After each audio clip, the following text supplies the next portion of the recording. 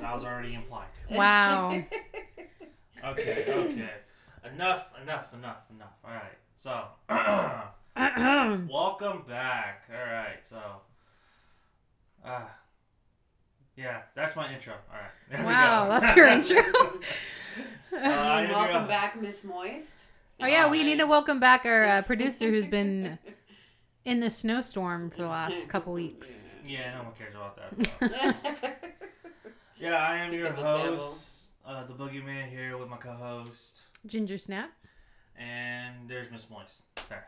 Everyone's in the room Why, now. hello everyone. There she is. There she is. Alright, so today's topic is winter horror. Yay! And this is pretty much movies that make you feel cold watching them. Mm-hmm. And miserable. Yeah. Anything you want to add before we move on to our topic? Yeah, any new movies you've seen or... Yeah, actually. Yeah. What you got? Okay, so I'm like a really big 80s fan, as you know. Big Walter Hill fan. I don't know if you're a Walter Hill fan. Yeah. So I just recently... It's been a while. I saw it when I was younger, but I didn't get to see the whole thing. But I just watched Streets of Fire. I saw you post about that. Oh my god. Oh my god. Linda Blair, right? No. It's not Linda Blair? It's Diane Lane. Oh, it's Diane Lane? Okay. And Diane Lane, may I say, she did some really kick-ass movies in the 80s. She did a lot of like punk movies, which was awesome. And like you would never expect that. But anyway, Streets of Fire, because I've been on a Michael Parr. I don't know if that's how you pronounce his last name. Parr. I've been on like a binge of him lately because holy shit, he was hot. He was like the Tom Hardy of the 80s. He had that like deep masculine voice. He was just so hot and like just amazing. I don't know, like he really could have been like a leading man and he just kind of never took off. Yeah, but he like had really good films in the 80s. You know, so that was an awesome film, and then I watched Eddie and the Cruisers. Also, for our guests, I don't know what is Streets of Fire. Okay, so Streets of Fire, it's very because I've never seen this movie. Okay, so it's very similar to what is it similar to? The Warriors. I mean, it's Walter Hill, so it has that 80s vibe. It's Walter Hill, all right. It's in this. It's in the city. It's in New York. Diane Lane is a musician. Oh, Rick Moranis is in it too. He's like her manager. And he's a dick in it though. He's like not funny. He's like an asshole. So she's like a up and coming famous like 80s singer, and Willem Dafoe shows up. Willem Dafoe, who's like in a biker gang. Get the fuck out of here. He's super young. He's super young in it. He shows up and he kidnaps her. He just takes her off the stage. Like he picks her up and she's screaming, and like all his biker buddies beat the bouncers, beat everybody out, and just freaking takes her. So then there's a girl in the audience that you see, and she works at a diner, and she like writes this letter to Tom Cody, which is her brother. We find out, hey, Ellen's been kidnapped. We need you. So then he shows up. It's Michael Parr. And they used to have a thing. Him and Diane Lane used to have a thing. So he says, if you give me $10,000, I'll go get her. So he like goes through the dangerous streets of New York, tries to get her through these biker gangs, sets the street on fire, blows up motorcycles. Literally sets the street on fire. Yeah, blows up. He shoots motorcycles and they just blow up. And it's freaking awesome. And but anyways, it's kind of like a romantic story in a way, but it's just kick-ass. There's like a lot of good fashion in it. Sounds like a real exploitive film. It's this would be great with the Warriors. Like this would be a good back-to-back marathon. Mm-hmm. So where did you see this? It's hard to find. I found it on Daily Motion. Has it? Good quality, or is it? It's okay. It's not the best. I'm sure it's not on Prime. You could probably rent it on Prime, but it's not on. You can, like if you have a subscription, it's not on there. But anyway, so I've been on a binge of him lately, and he's just great. What other movies did you watch? Eddie and the Cruisers, which was amazing. Not a lot of people have seen that. Tom Berenger's in it. Have you seen any? Yeah. He was so hot. Oh my god. They made a second one. Oh really? Yeah, and it's like Eddie lives, because like that's the whole story. Is like he's actually alive. He's not dead. When did that movie come out? That was like 86, I want to say. Late 80s, like mid-late 80s. But yeah, it was a good movie. It was a good movie. I'll have to watch it again. So those, I've just been like binging those. And then another Walter Hill movie I want to watch. You're on a Walter Hill kick. He's just, I really like his work. Southern Comfort is the next one I want to watch. That's on Amazon Prime. I heard a lot of good things about that movie. Yeah, so he just makes really cool movies. But yeah, what about you? Have you been watching anything? Yeah, actually, I went through a lot of shit actually this week. Shit? Like good shit or not good shit? Not good shit. Uh-oh. So I saw ICU. starring Sylvester I watched Stallone. that. I watched that too. I watched it last week. I was actually gonna put this as one of our movies on our topic, but I was like, no, It wasn't good. There's a good idea in there And a good cast. There's a really good cast that's really underutilized. You have Stephen Lang, Robert John Patrick, Sean Patrick Flannery, Tom Berenger, fucking Dina Meyer, Charles S. Dutton. It's like you have all these great character actors, and yet you fucking waste them. Just wasn't and Chris good. Christopherson too. Yeah, like, you just waste, I know. Like a bunch of talented actors. And it had such a cool killer premise, and the setting was cool. It was very kind of like a weird building, like a very kind of like a futuristic building. Yeah, it reminded me like a fortress. Yeah, yeah. You know what I mean? But it just did not. I was like on, and I never do this because I hate people that are on their phones while they're watching a movie. You're on your phone. And I was on my phone because it didn't hold. I don't know what it was. It just didn't hold my interest. Like I thought that was. Like, the first 10 minutes, I thought, okay, this is interesting. This is interesting. You know what I mean? And then when he suffers that major blow. Yeah. And it's like, okay, where do you go from here? And then, I don't know, for whatever reason, it just dips. It dips. It doesn't work. I don't know why. But then I was reading about it, that this movie was shot and then reshot a year later. Why? Did they say Because they showed their first cut to an audience, and they fucking hated it. Really? And so they reshot the whole entire thing and the whole entire ending. Oh. Yeah. And I was like, and I was watching the ending, it's like, that sucks. that is not a good ending. Because it just ends. I know. You know what I mean? It's very like kind of like an abrupt ending. Yeah. It's like, he's still in a snowstorm. Where the fuck's he gonna go now? Yeah. I don't know. This did have potential to be something great, but it didn't pay off. A funny note from Stallone is that the movie was originally called Detox. Oh, that would have been a better title. Yeah, and so when you had Tom Berenger, Chris Christopherson, and Jeffrey Wright, I think it was Jeffrey Wright, and him all walk out of a plane, and the limo driver is holding the sign that says Detox, and made them all look like they're going to rehab. Oh my god. And like I was reading that quote from Stallone, I was like, oh, that's pretty fucking funny. That's a funny anecdote. Yeah, but that movie just did not work. A good serial, like a really good premise, just did not execute very well. Yeah, and I wish there was more Sean Patrick Flannery in there. Yeah, they fucking wasted him. He's like, so literally good. wasted. Yeah, it just You know, just not even him, just like the whole entire cast. Was that before Boondock Saints? No, it was after. It was after. Yeah, Boondock Saints was 96, like late 90s. Huh. Okay. Because it came out right around the time Pulp Fiction came out, and I remember a lot of people saying that Boondocks kind of bit Pulp Fiction style. I was like, I don't know about that. I don't because think if you look at the production dates, Boondock Saints shot way before Pulp Fiction. Yeah, it was just a different story, and they were funny. Like they both like had. Well, such but good it was chemistry. more like the way that the story was constructed. Mm. You know how like they're like segments rather than just like a linear storyline. That's true. Yeah. So I think that's what people were making the comparison to. I could see that. But then I saw The Ritual last night. The Netflix one? Yeah. I didn't care for that. Really? I just was like bored. Had I seen this, like, if I finished this last year, this would probably would have been my top 10. Really? Yeah, I think it was So what really good. what held your interest? Because I was bored. I was really bored, actually. You know, it's funny because I think a lot... I've heard another podcast with women, like half the women just didn't like it. Because it was just like, it was boring to them. It was like, I don't get it. But the other half were like, oh, this is interesting.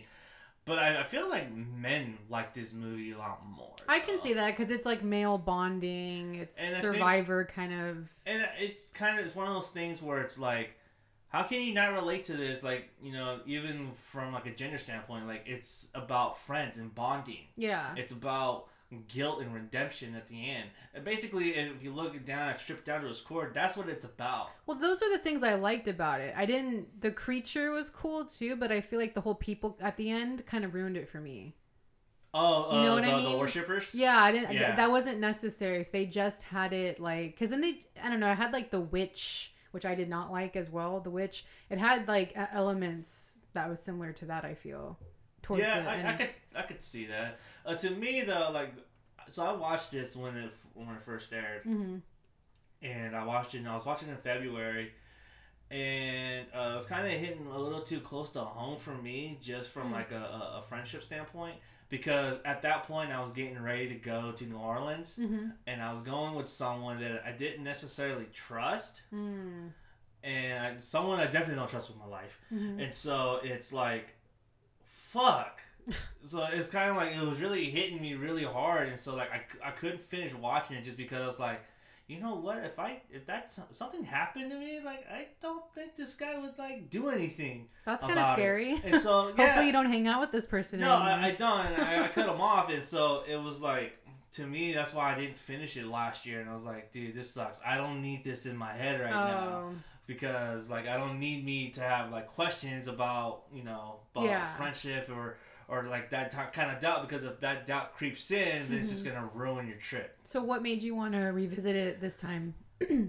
I wanted to watch it because I've been hearing I heard a lot of good things about it, and so it made someone's top 10, and I was like, that's interesting. I want to know why it made its top 10, and I could see why. And when they get to the cabin, it's really fucking scary. I liked that part. That was really scary, because then that whole nightmarish fever just creeps in, and then the thing they see in the attic is just like, what the fuck I wanted more is of that. Like I wanted more of those elements in the film, and I think you got it with the disorienting. You know what I mean? Because like the whole movie makes you disoriented. You don't know where you are. And then I thought, is this gonna have like an M. Night Shyamalan twist or something? You know, like the guy that like feels guilt, is he gonna be the one that's like doing all this? I don't know. But I could see like why guys like it, to go back to what you were saying. But it felt kind of flat for me. It didn't hold my interest. I thought the reveal of the creature and the way they kind of revealed the creature was very smart. That was cool. They didn't really like play it up until the end, and then you got that big money shot. And it's like, oh shit. The money shot. But to me that was one of the things, and so I went back to it and said like, what's all the rave about? I want to see, like I understood what the rave was. I got up to the point where they got captured, and then I just stopped. Like, I can't do this right now. The first time you watched it? Yeah, it's like I can't do this because I don't want this shit like in the back of my head. Yeah. So I ended up just saying, fuck it, I'm just gonna go through it and watch it, and I watched it and I was like, oh, okay. And to me, I thought it was a really good movie. It held my interest. I thought it was fun, and I thought it's what the Blair Witch should have been. The original Blair Witch? No, the remake or the sequel. The Adam Wingard one? Yeah, I think to me that's what it should have been like. Yeah. Because they had some of the elements from Blair Witch. You know Actually, thinking about that now, it's been a long time since I saw the Wingard Blair Witch, but yeah, I can see that. And my one criticism for that one was like I did not like the ending. Yeah, I didn't like the ending either. I was like, that's too much. Like, I don't need to see what's in the forest. Yeah. I thought it would have been much creepier if you didn't see it. Right. Kind of like how the first one ended. Like, you never even see the witch. Or even just like a hint of it. Like, where you see the hand or something like that. And then, but you show it, and then you kind of like, you take me out of the movie by doing that. Yeah, and it leaves, when you have your imagination, it's scarier rather than when you actually see something. And I think that's what fan footage is lacking, because they want to show you too much. Yeah. But at the same time, like, and my lady always brings this up, it's like, if you're always like in the middle of something, why the fuck are you always leaving the camera on or trying to shoot? That's true too. And so to me, it's like, I try to like I could see it, like I gotta document this, you know what I mean? Because I'm a filmmaker or like a journalist, you need to document this shit. Yeah. Right. But at the same time, it's like I don't need to see what you're seeing. It's a lot more what you see is scarier. The reaction. Yeah. Yeah. But when I see the camera just like going like this, shaking up and down, it makes me dizzy. I'm not a fan of, like, there's some that I like. I'm just not a fan of a lot of them because they're so dizzy and disorienting, and it's just like, whoa, like, I feel like I'm like on a boat, like I'm gonna throw up or something. Motion sickness? Yeah, I'm not a fan of that shit. I do. I think it adds a sense of realism to it. But all of them have that, and it's like they overdo it. Not all of them, but they overdo it. When you build up to that, then it works. But when it right away off the bat, it's shaky right off the bat, it doesn't work. The one that did work was, and I don't even think the Jason one, the fan one, what was that called again? Never Hike Alone? That wasn't purely 100% found footage, though. But when he did have his like that worked. Like that first half. The first half it was him. That worked for me because it wasn't like crazy. But then they did a smart. I can't remember because it's been a while since I've seen it. But they did a smart thing when they got into the cabin, and then I think his camera broke. Yeah. Right. Yeah. And then they transitioned to Jason's like to like the point of view and stuff. Yeah, I really liked that. And I thought I actually bought that DVD and haven't watched it yet because it's really good. I was surprised of how I think we talked about it on another podcast we did, but I was really surprised with that one. I really liked it. That was a really good one. Yeah. Okay, so anything else? No, that's it. Just watch Streets of Fire if you're into like 80s cool biker rock and roll movies. Exploitation films. So great. And Michael Parra. I watched Bad Moon too. Have you seen Bad Moon? I've been trying to see that forever.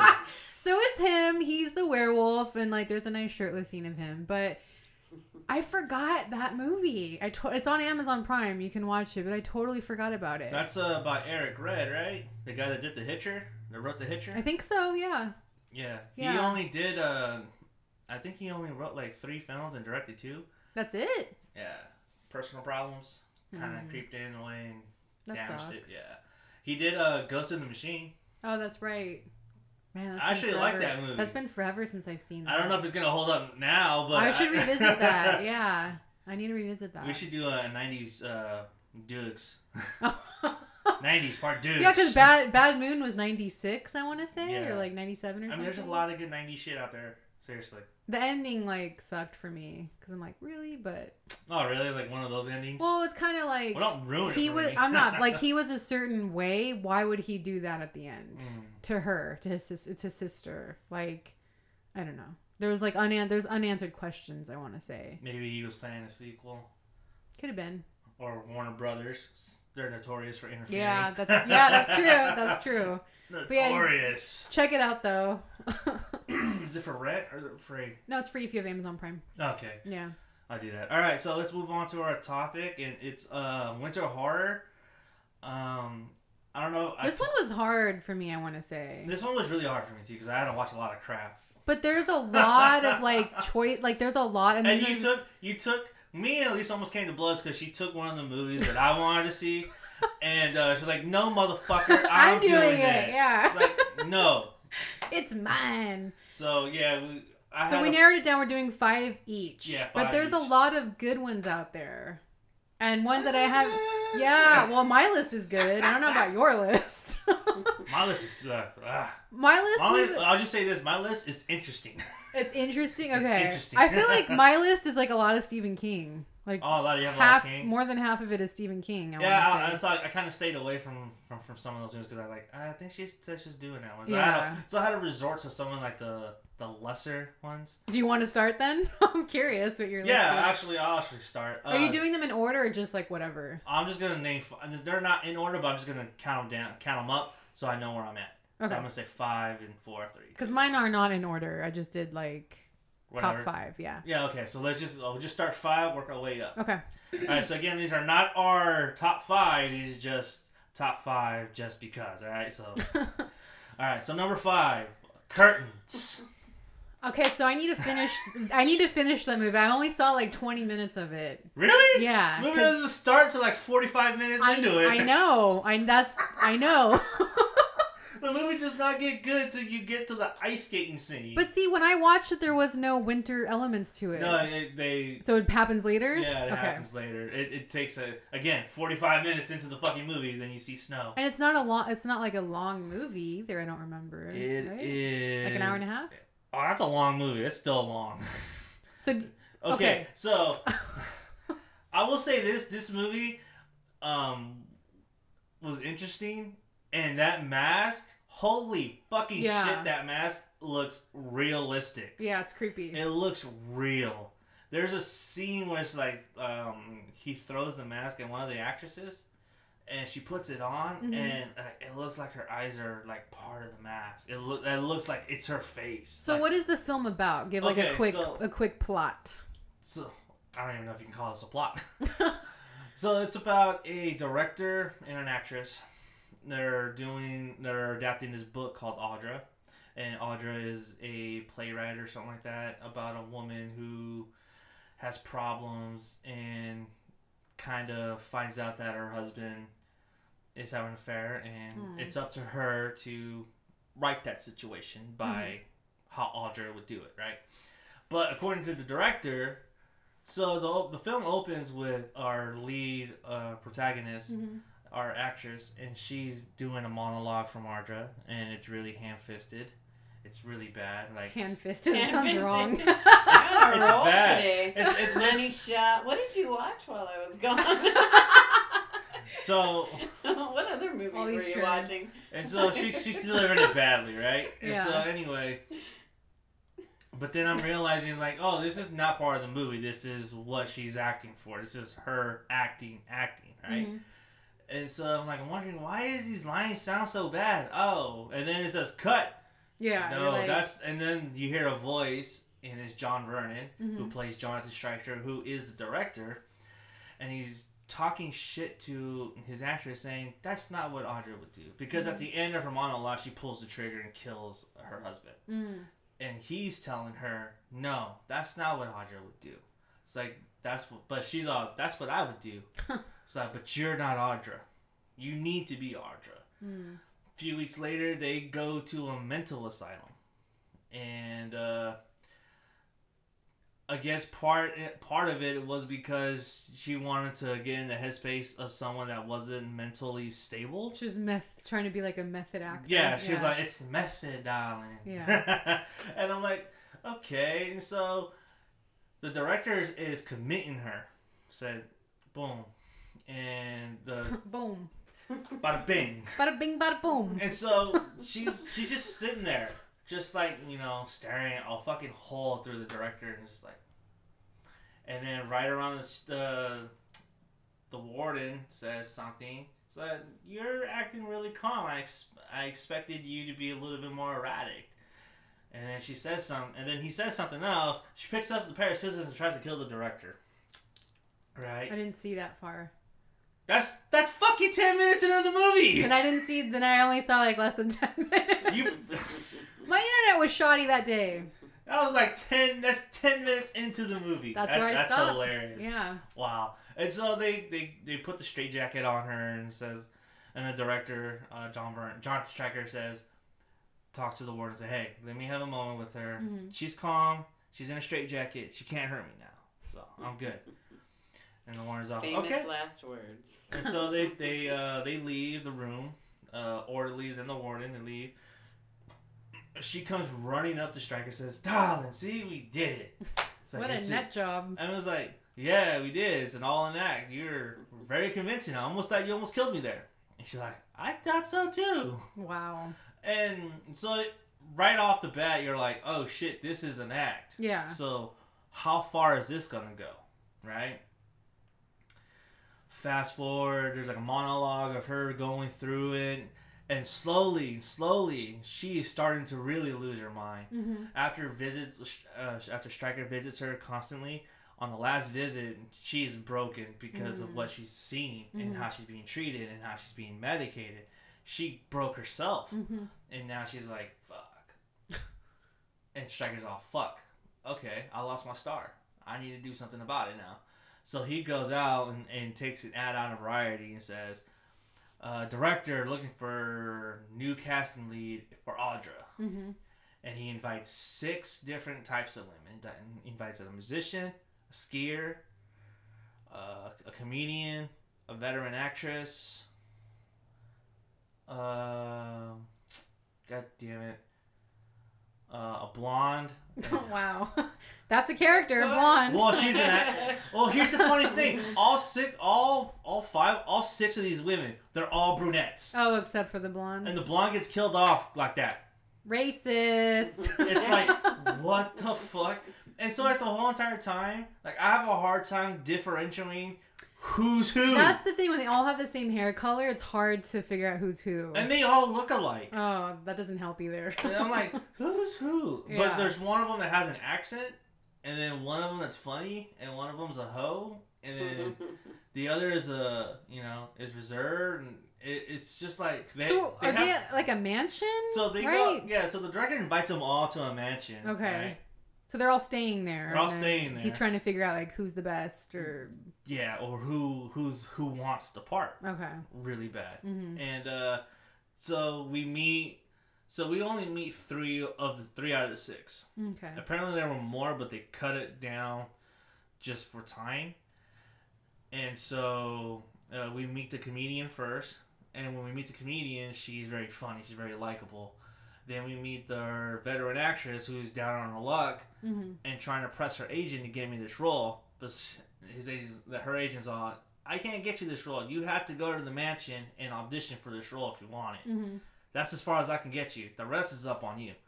And then we meet the blonde, who is an actress, and she's supposed to be like the up and comer, right? Okay. She's the younger one, and she's the up and comer. But then there's this weird there's a weird sequence right here. So there's the blonde actress is sitting there reading from the script, and then you see a man hop over a fence in a ski mask. What the fuck? And all of a sudden, like, she's walking around in her underwear and her shirt. And then the dude comes out, grabs her, throws her on the bed, and he's just going to start to rape her. It's like, oh my God. What the fuck is going on? Wow. But the way that it's shot and the way that he's holding her, it's like, wait, this doesn't look right. Like, he's not even trying. Like, I'm not saying he should be trying, but I'm saying that it looks like he's wrestling. He's not trying hard enough. Yeah. And she's not even fighting, is what I'm saying. Does she know him or something? Well, so I'm getting to that. Okay. So she's not fighting. She's like, oh, no, stop. I'm thinking, okay, even in the 80s, acting wasn't that bad. Yeah. Right? And then, like, he takes off the mask and he's like, ha, got you. Like, no, you didn't. I knew it was you. Wow. It was like her boyfriend or something? Yeah. Oh, okay. And then so they ended up banging. And then she wakes up and he's gone. Of course. And that's our first kill. Okay. She's our first kill. Boom. And there's a creepy doll that's on her by her bedside, which is on the poster, which I thought would be a more prominent role, but which is not. Which is disappointing because that fucking doll is creepy. I swear to God, that doll has the same facial expression, but in different light, it changes. That's creepy. And it's like, there's a moment where the girl's getting stabbed, and then it goes back to the doll, and it looks like it's smiling. Is the doll, like, symbolic of something towards the end? No, because well, it is for the skier because it represents innocence. Oh. And that's what it's supposed to represent. And for some reason, the killer takes the doll. Is the killer the woman from the beginning? No. Okay. Are you lying? No. No, actually, you'd be surprised what the killer is. So, the way that you made this sound when we were texting, like, it wasn't good. It was entertaining. And so, like, but... Okay, so once they get to the mansion, they all do this, and they all have their quirks, right? The slut goes out, and she has sex with the hands keeper, the guy. That, of course. All that stuff. And everyone else is like, oh, okay, blah, blah, blah. And so the director, is what I'm trying to get at, is the director, and then, oh yeah, I forgot this. The girl breaks out of the mental asylum. From the beginning? Yeah, from the beginning. Okay. She comes, and she says, I'm going to play too. And so it just creates this whole awkwardness, right? And so each of these women have to do something in order to get this part, right? And so the skier who represents, like, who's someone that's really naive and innocent, Stryker takes her by the hand and then goes to her room, and then later on, you find out that she's in bed naked and he's getting ready. He had sex with her. Of course. And then it shows, like, she starts crying because she's like, what did I do? Like, why did I do this? And and everyone made this, and then it cuts forward to, like, the morning and her skiing. And everyone made this whole skiing thing, like, seem like it was the greatest fucking thing ever. It wasn't. I'm sorry. Yeah. I'm sorry. I thought it was cool too, but no, it doesn't work. Was it a killing or something? Yeah, it was a killing. Okay. Don't give it away, because I do want to watch this. Because I do hear, like, mixed things about this movie. Like, some people really enjoy it. I was reading about this movie. This movie was shot. It had the same problem Rage had. where it was shot and it was shelved for 3 years. But this movie was shot, shelved, and then reshot again. They reshot like 80% of this movie. Do you know what year the final version came out? God damn, I was reading about this. Let me see if I can find it. 87, I want to say. It was 87? Yeah. Interesting. Oh, why do you think that it was shelved or that they had issues? Oh, creative differences between the screenwriter, producer, and the director. I see. But it had the same cast? Yeah, 1983. It came out 83. But it was shot in 1980. Interesting. Huh. John Vernon.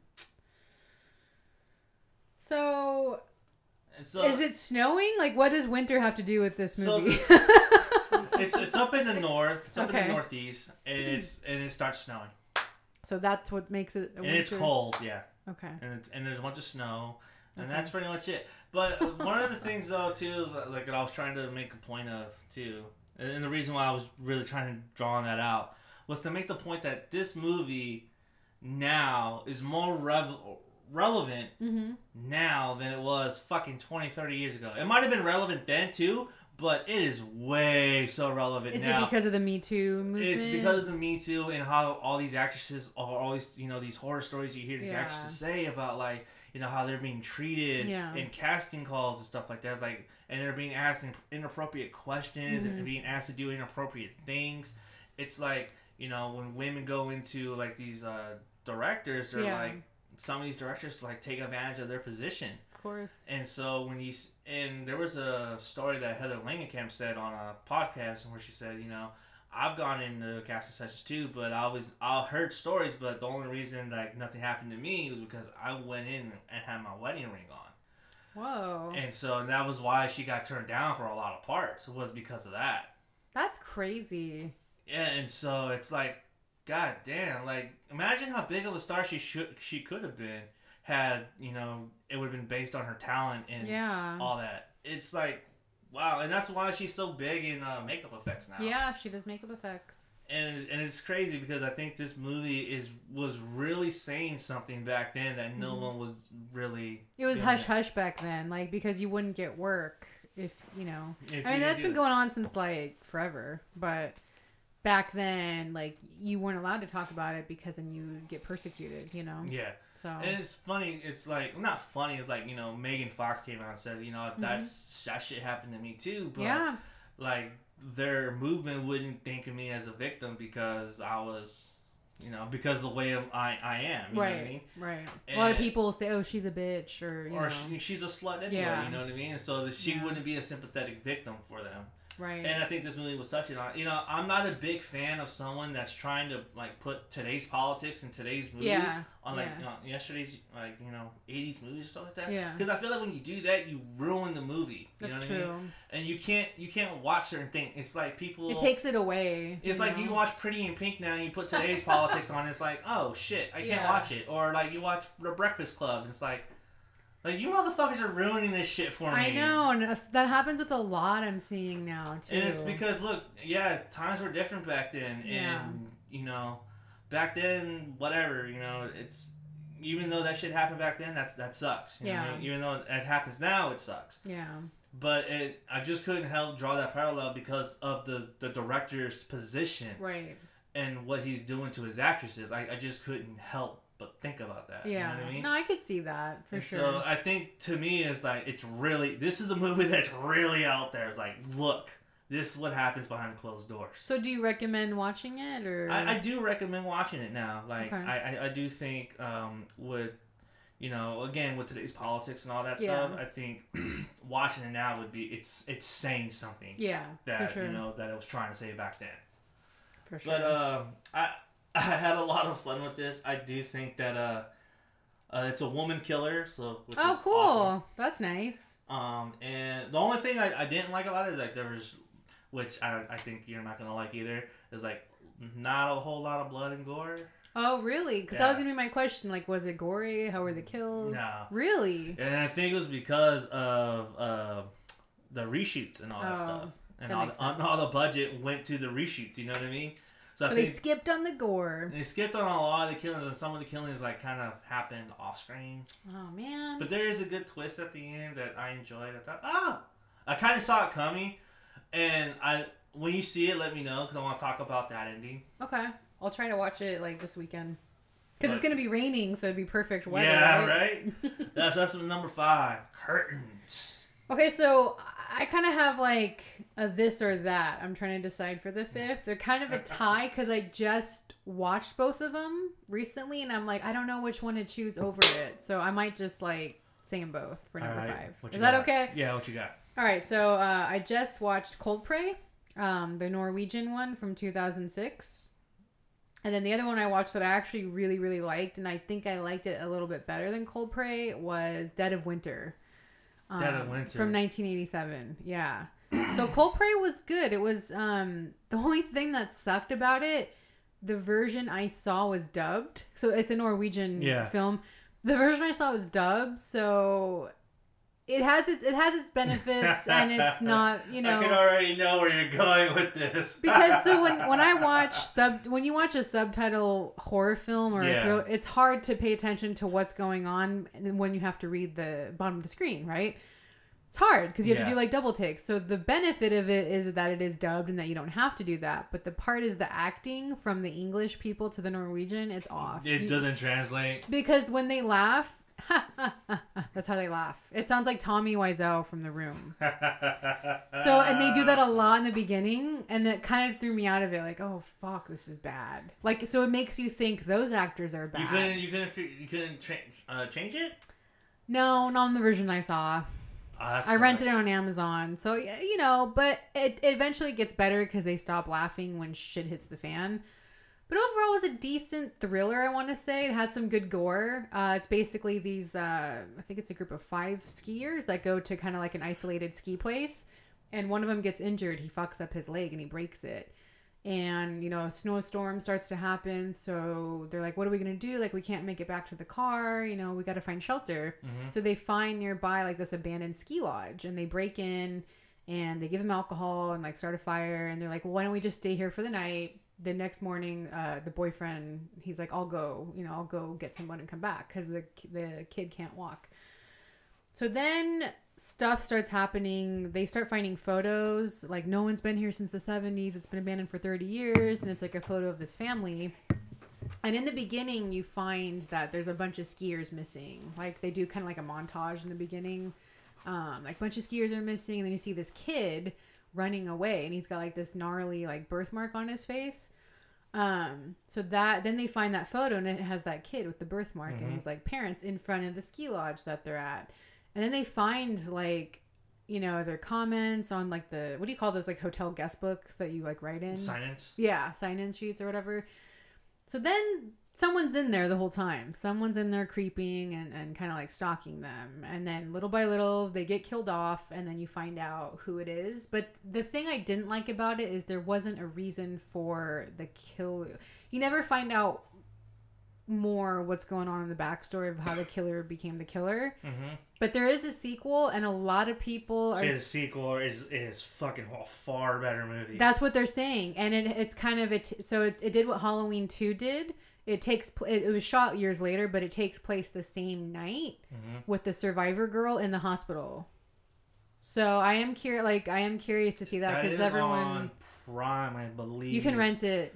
Yeah. Shudder used to have it, and they took it off because I went on there and like the photo pops up. It says, "Oh, something went wrong." So Shudder did used to have it because I remember the photo of her, but they took it off. So.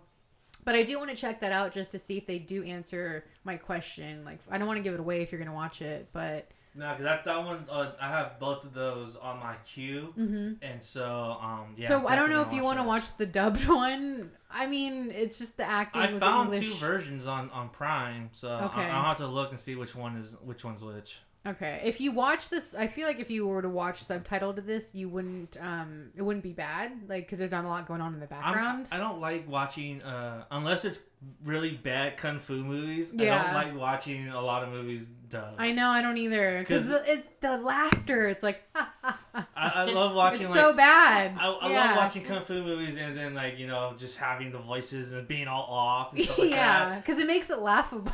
Yeah, and then but the fighting always makes up for it, and it's not like. And it's supposed to be funny on top of that. It's like watching those old Jackie Chan movies being dubbed. It's like, that is fucking hilarious. Yeah, so maybe like watch this with subtitles then. Okay. Yeah, but so that, I mean, it was okay. Like, I definitely think it was solid. You know, it was nothing spectacular, but I do really want to check out the sequel. The other one I mentioned was Dead of Winter, and that came out in 1987. That kind of has a similar curtains story. This was a great film. So this is on Amazon Prime. It has, what's her name? I was this close to watching it too. really liked this film. I was this close to watching it too. Really liked this film. So it has Roddy McDowall. I don't know if anybody's a Roddy McDowall fan, but he was Peter Vincent in Fright Night. Awesome. He was in Planet of the Apes. He was Caesar. He's right? Caesar. No. Cornelius. Okay. Cornelius. He's great. I love him. He is fucking fantastic in this movie, and I wish he played more psychos. I really do, because he had like that Anthony Perkins kind of vibe. Hey, Peter Vincent was a fucking psycho. Let's just be real. That's true. But this movie, I really recommend it. It's not gory by any means, but it's very messed up. So it's this actress down on her luck, Mary. I can never pronounce her last name. She's married to Ted Danson. Steenburgen. Mary Steenburgen. Her. So she's in this. She's down on her luck actress, not really getting work. She goes to this audition, and it's Roddy McDowall. And he looks at her so, like, intensely. And apparently, you know, something's off there, right? Like, something's going on. So he goes, can you move to the side? Let me see your profile. And he basically sets her up where, okay, it's not my final decision. It's the director's final decision. So if you want to come back to the house and audition there, we'll film you. And we'll see how it goes. We'll obviously pay you this amount, blah, blah, blah. So she agrees to it. So the next day, she like leaves her boyfriend and she goes, and it's winter time, so it's snowing. She ends up at this mansion, and it gets a bad snowstorm. And the guy she meets is great. He's in a wheelchair, and he was like a psychologist, I want to say. And Roddy McDowall is kind of like his little bitch. Like, he's like his like servant or whatever. He does everything for him because he's handicapped. Mm-hmm. So basically, you find out that there's something going on here. Something not right. The phone line's dead, or, you know, oh, it's because of the storm. And they like drug her milk and like. But the thing that's hilarious about this, they're so polite how they mistreat her, right? Especially Roddy McDowall. He's super polite, but he's a freak. So he'll like cater to her and do everything as they hold her hostage there. And you find out why. I don't want to give it away because I actually really do recommend it. You find out why she's being held there. They make her look a certain way. You find out she's auditioning for this role that this one actress disappeared from, and she looks just like that original actress. So they cut her hair, they do her makeup, they make her look just like that person. So then you find out like why they're doing this and holding her there, and it's like winter, so she can't escape. Like, she tries to, but the blizzard's so bad and the wind. And then Roddy McDowall finds her and he's like, you shouldn't be out here. Takes her back, so she like can't get out. And then at the end, it's like, it has like a decent twist. It's not like a crazy twist, but it's decent. But I just love it for Roddy McDowall because like Roddy McDowall makes everything better. He makes it so, and I don't know why. I'm not biased because he's a Virgo or anything, but he just makes it so like, he's just so good in this role. He's just so good. So like, and he's a Virgo. And he's a Virgo. Even better. Even better. But at least he's not an asshole area. Oh my god. But no, it's a big Scorpio. Oh, I own it. So funny, off topic. I saw this funny meme about like, everyone please wear a condom on Valentine's Day because there's enough Scorpios out there. I thought that was funny. But hashtag true story. Right? But anyway, like I said, it's not like a gory serial killer or anything. It's just a very like I want to say it's a thriller, and it's more of a kind of similar to Psycho. Kind of like has like not a whodunit, but you it's, know who does it then, right? Yeah, you find out like what's going on, but it's very like kind of like in the same aspect of Misery. Like, you're held captive, you have no control. Someone was murdered. So there's not a lot of gore going on, but the story and the acting makes up for that. And I don't know, I was just really entertained by it, and I actually was like, this is actually pretty good. So, and that was 1987, and you can find that one on Amazon Prime. Dead of Winter. Dead of Winter. Okay. Mm-hmm. All right, number 4, Frozen. Oh, it's a good one. And I'm talking about the Disney one, you know. That was a nightmare. Snowman. That shit was fucking cartoon. horrifying. Oh my god. Horrifying. Gave me fucking nightmares for weeks. I posted that in the Shockwaves group, and someone posted up the meme of the snowman singing. Yeah. We can build a snowman. I actually totally forgot how good this movie was. I actually liked this movie. I know a lot of people are gonna come down on it just because of the premise, and you know, there are some acting choices in here that are are questionable. Yeah. You know what I mean? Yeah. And a lot of stupid decisions too. But especially Kevin Zegers. Yeah. Yeah. Yeah. That was okay. We'll get there. Yeah. And I know why people are split on this movie. You know what I mean? And I understand why, but I haven't seen this movie since I had rented it back. Was it 2007? 7 or 8? Okay, because I saw it when it came out on Netflix. I think had it. I rented it at Blockbuster along with. Oh yeah, Blockbuster was still around then. Yeah. What was it? Devil and Robin Hood. Russell Crowe, Robin Hood. So I had quite the interesting triple feature that night. None of those go at all. Yeah, no.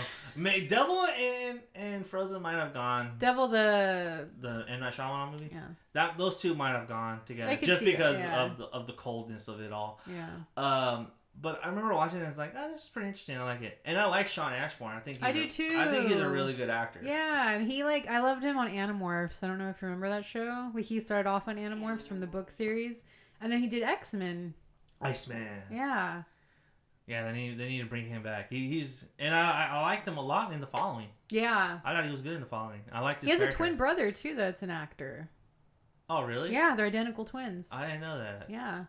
But yeah, I actually was surprised of how much I did like that movie, and I feel like it gets a lot of like hate. It gets shitted on. But I don't know why, because it's like you have to imagine yourself in. So this kind of is a survivor movie too. It is a survivor movie. So basically, in the fucking snow. It's basically 3 friends that get trapped in a ski lift. About what would you say? 100 feet, 50 feet up in the air? No, it's more than that, because you wouldn't break your legs if it was 50 feet.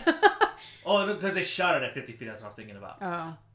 But they're pretty high up there. Yeah, they're pretty high up on a ski lift, right? Yeah. They're probably at the midway point. Yeah. And then it just stops, right? Because they go on it when the person says it's over, or like they sneak on it. I don't remember. No, they talk to the dude that's running the ski lift, like into letting them get one last run in. But then he like leaves or something. Yeah, right? he leaves and says, "Hey, I got 3 more up there, and then you're done." Yeah. But not knowing that there are 6 people up there together, so 3 people do come down, but there's still 3 people still left on the ski. That's right. And so dude's all, "Hey, we're clear up here," and dude downstairs, we're clear down here.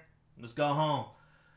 Shuts off, and they were up there for fucking 3 days. 3 days. 3 days. No food, no water, no nothing. And frostbite. Frostbite. That one scene, was it her hand? Her hand. Oh man, that scene got me. I was like, oh my god. That still got me too, because I was watching it yesterday, and I was like, oh fuck. And then you hear the noise, noise and everything. It's like, and you just see her fucking skin just start peeling off. I was like, what the fuck? I don't know. Like, people want to hate on this movie just because it's the premise. Like, how can you make that interesting? And I get it. How do you make that premise interesting? You have 3 people stuck on a ski lift for a majority of the runtime. And how do you make that interesting? You know what I think, though? So, actually, some of those are my favorite. You know why? Because you have to make it interesting in that kind of... So there's another movie I would pair this with called Penny Dreadful. Not this show. Oh, I know what you're talking about. Have you ever seen that? That's an After Dark movie, yeah. Yes, and it was so freaking good. It's a girl, she has a car phobia because I'm not going to sidetrack, but I'll just wrap it up real quick. She has a car phobia because she was in a car accident with her mom who died. So she's afraid of cars. Yeah. And so her psychologist or doctor takes her to try to get over her fear in a car.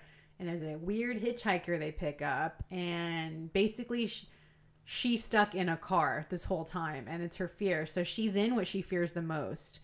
I love these situations. But outside, I think the hitchhiker's outside and killed her psychologist. Yeah. So she's trapped there in the car by herself. I love these situations because it's like, what would you do in a situation like that? It's a survivor thing, and it's like, I don't know. I feel like you have to compensate and make it interesting to have that situation, and it's harder to do that. Yeah. With only those characters, one setting.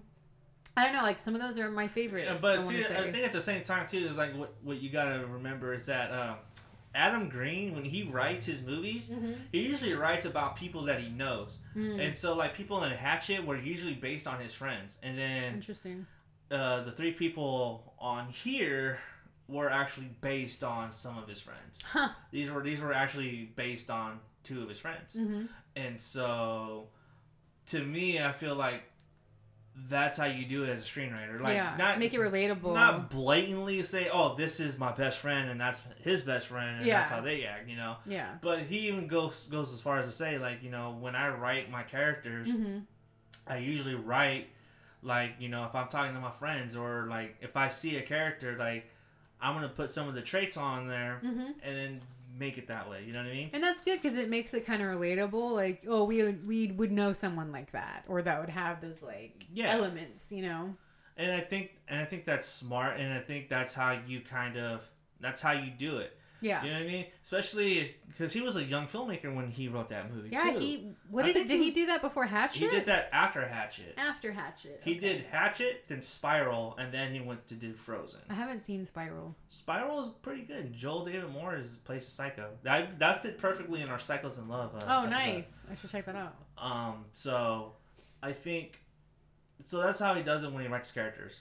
And even in Victor Crowley, like, there's a divorced couple, and he writes it as, like, his ex-wife is the ex-wife in real life. And so they talk to each other in the way that they actually did talk to each other, which I thought was interesting. And it's like, we all know that friend that would make a stupid decision, like one of the characters does in this movie. I don't know if you want to say what he does. Yeah, he jumps out. Yeah, he thinks he can make it on the ground. Yeah, but not knowing that the fucking snow hardens, and so he breaks his fucking leg. Yeah.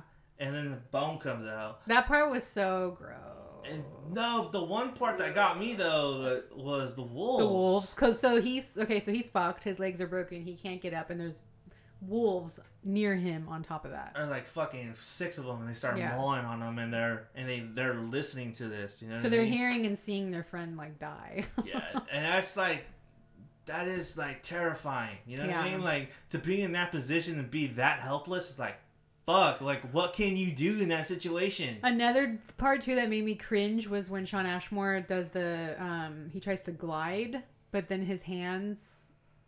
Remember? Don't they get like rubbed and like burn or whatever? Yeah, when he's going on the wire, because it's those wires are sharp. So if you touch it, your hands like rip. Yeah, that part was like, oh my god. But there's no happy ending to this fucking movie. There's not, but it was. I actually really like it. And it reminded me a lot like it's like a younger version of It's Alive. Oh yeah, not It's Alive. Alive with Ethan Hawke. Yeah, that was a good movie too. I wanted that on my list, but I didn't include it. But yeah, I don't know if I would say that's horror typically, but that's a true story. Yeah, it is a true story. Yeah, and so I think people hate this movie just because, like, the dialogue's stupid, the characters seem dumb, the setting is not interesting. But I feel that setting is interesting because that's a real life setting. Oh yeah. And if you were in that position, right, you could not fucking sit there and tell me what would I do. Exactly. Or because you know what. If you're desperate enough, you're going to do whatever the fuck you can to get out of that situation. And that's what I feel like people don't quite get. It's like when desperation sets in, there's nothing that a desperate person when push comes to shove could do. You know what I mean? And it's like, what would you do in that situation, And I forget why because it was the weekend and it was closed? Yeah, it was closed for the week. So that's why they were stuck up there. Because usually you'd wait like overnight and someone would show up the next morning. But no, it's because it was closed.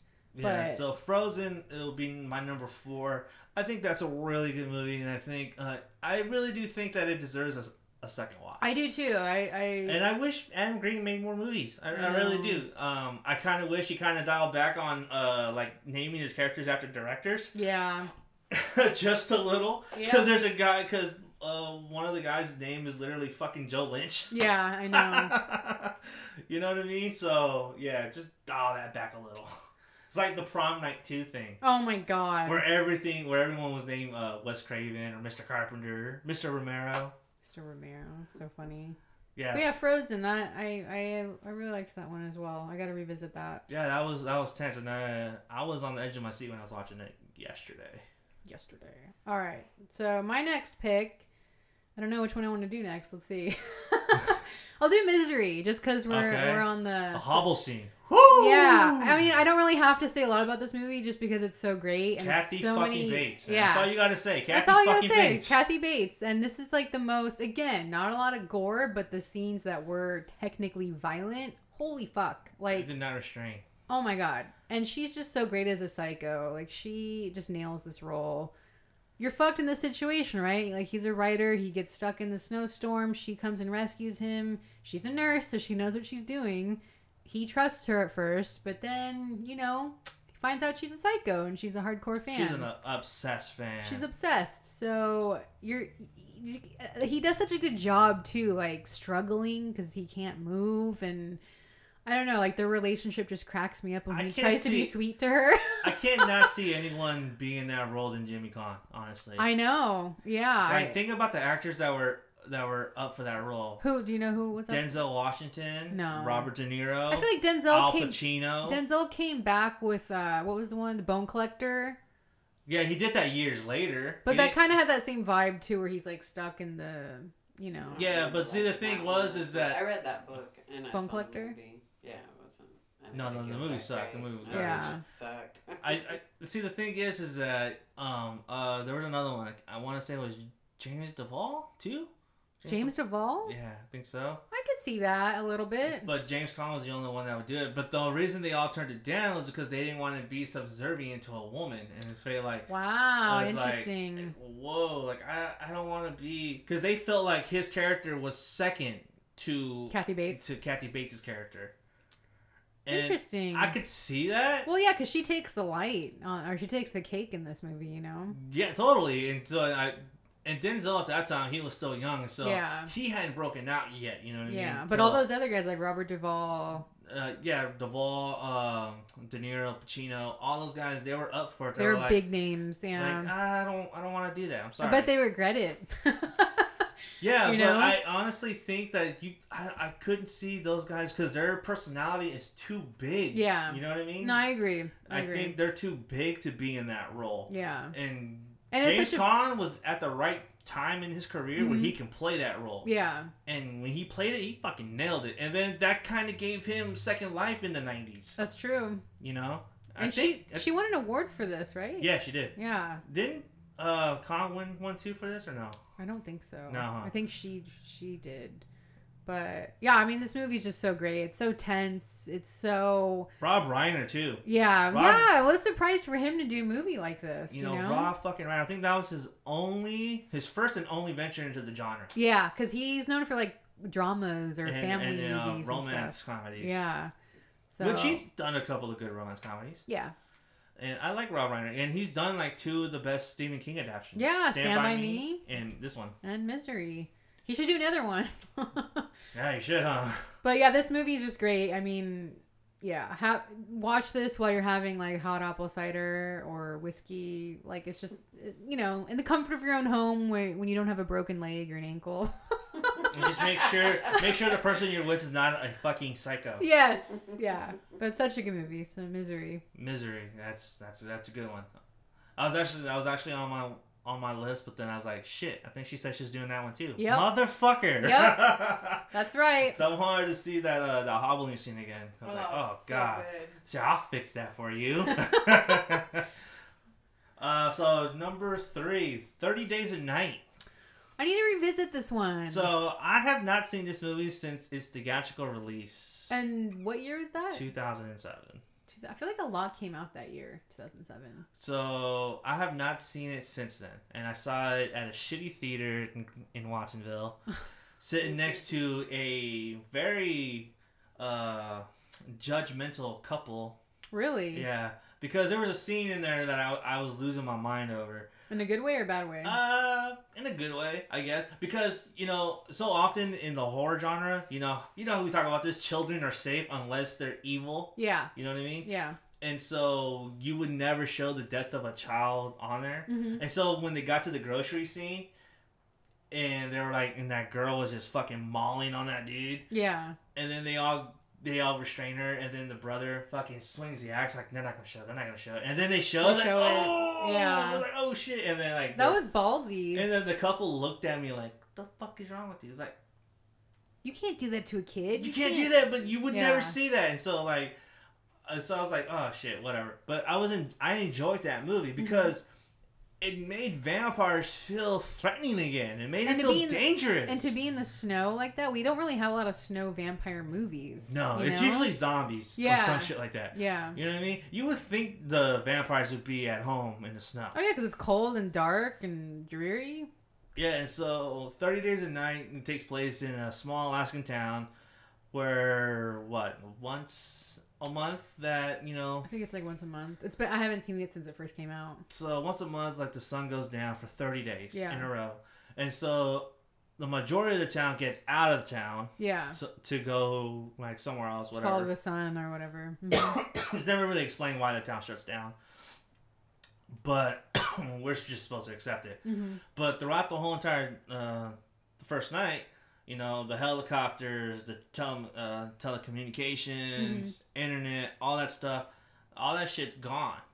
It's all disruptive. So there's no way you can call for help. Yeah. And then on that first night, you have the vampires come in and they just start fucking killing everybody. And they do it like, I remember it being vicious. Like the way they do it. Yeah. I think the one thing I had a problem with when I saw it in the theaters is that I think it was too much CGI blood. But then when I rewatched it earlier this week, I was like, what the fuck was I tripping on? Like, that looks pretty practical to me, actually.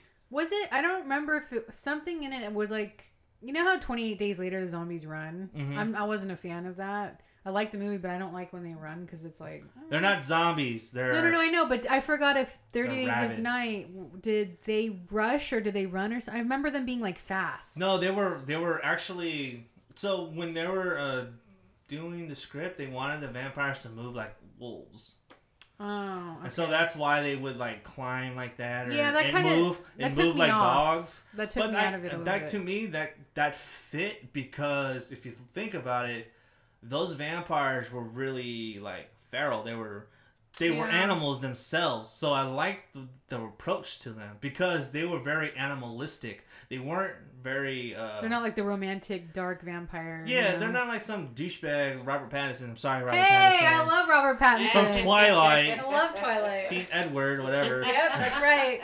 So like Edward, where like he's like an intelligent creature, right? These vampires, they're intelligent. They just want blood. But they're primal first, you know what I mean? That's what I really enjoyed about this movie. Maybe I'll like it more that way now. Because back then I remember that it kind of took me out of it. But see, at the same time, you gotta remember, when this movie came out, Twilight was just coming out. Yeah, Twilight came out 2008.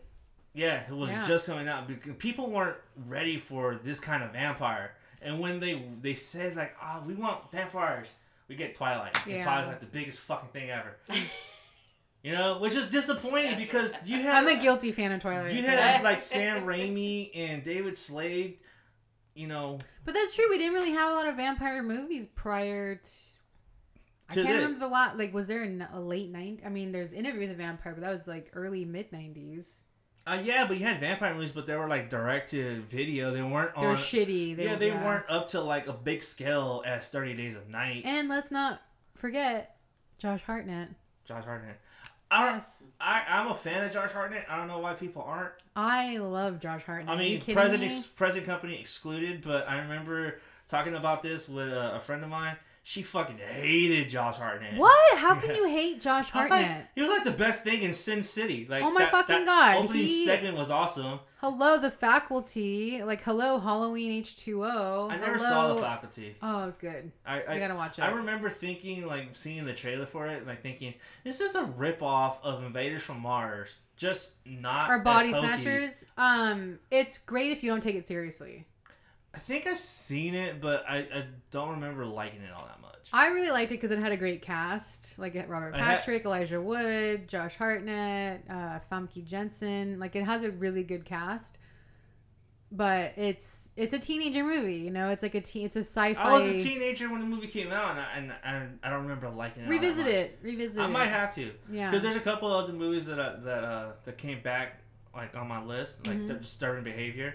Oh, I fucking love that movie. I'm thinking like maybe I should go back and revisit. So it has that vibe. It has a similar. And those two movies came out at the same time, if I remember. And Kevin Williamson wrote The Faculty, so there you go. Yeah, I don't know if that's a plus though. What do you mean? We'll talk about that off air. Anyways, 30 Days to of me, Night. Vampires. This was the movie. You know what I mean? And how good does blood look on snow? You know, It looks really good. It looks violent. Yeah, It looks very, very good. And, scary. And I like the fact that, you know, like they're survivors. Yeah. But the vampires are just so indestructible that these fucking vampires can't be beat. Mm-hmm.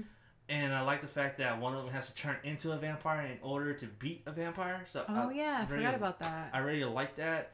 And I like the fact that there is no happy ending. You know what I mean? Yeah.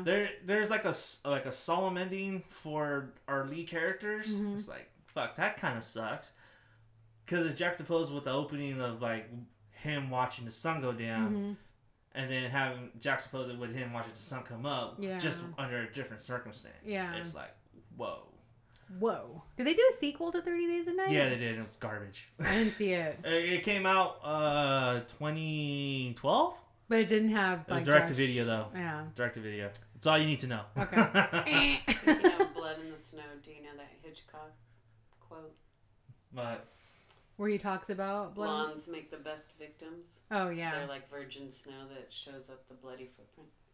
That's what I thought. What a quote! That's a quote right there. Right, it's not a good quote. It is a good quote. That explains why he killed Janet Leigh. He had blondes in every movie. Yeah. You ever watch that movie Hitchcock? Not to get off on a tangent, but you ever watch that movie Hitchcock? The one with Anthony Hopkins? Yeah, I thought it was okay. I actually love that movie. I thought it was good, but it kind of showed the light though, because like his wife is saying, "You always loved the blondes." It's weird because like good reason. Hearing now though of like what a creep he was to Tippi Hedren. Like I love Hitchcock. But if you watch it though, like she was in that movie and he explains it to her why he was a dick. It's like you threw it all away because you wanted a family. Yeah, but I heard like back to the whole sexual harassment thing. Yeah. But I do love Hitchcock. But yeah. Did you have anything else to say about 30 Days a Night? Watch it. What can I watch it on? Is it on anything? It's on Stars, or you can rent it on Prime for $2. Maybe I'll wait. I get the 7-day subscription, free. Maybe it's free. Yeah, but then I have to like remember to unsubscribe. Turn off the auto renew. That's what I did. It's such a pain in the ass. I have my auto renew turned off, so I'm gonna go back and watch Jumanji. The original Jumanji? No, the sequel. Oh God. And that shit was awesome. That's a good popcorn movie too. I haven't seen it. You haven't seen that? No, the Jack Black one, right? Yeah, with The Rock. Yeah, and Kevin Hart. I haven't seen it. Yeah, that's awesome. Kevin Hart annoys me.